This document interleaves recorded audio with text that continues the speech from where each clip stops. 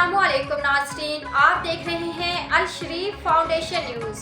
सबसे पहले चौधरी परवेज इकबाल की रिपोर्ट के मुताबिक बॉलीवुड की मशहूर अदाकारा रानी मुखर्जी गुज़श्ता 25 वर्षों से फिल्म इंडस्ट्री में काम कर रही हैं। उन्होंने अपना फिल्मी कैरियर 1996 में बंगाली फिल्म बेर फूल से किया, जिसके बाद वो हिंदी फिल्मों की जानिब आई। उनकी पहली हिंदी फिल्म राजा की आएगी बारात थी।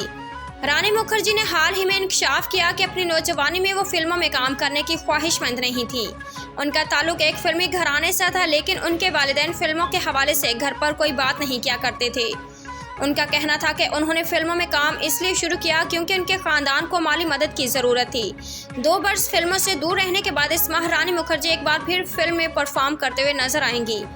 उनकी नई film Mrs Chatterjee versus Norway है। हकीकी ज़िंदगी के हालात पर मबनी इस ड्रामा फिल्म में 44 साल रानी मुखर्जी नॉर्वे में रहने वाली एक भारतीय खातून का किरदार अदा कर रही हैं। फिल्म में उनके नौजवान बच्चे उन्हें अनफिट मां करार देकर अलग कर दिए जाते हैं।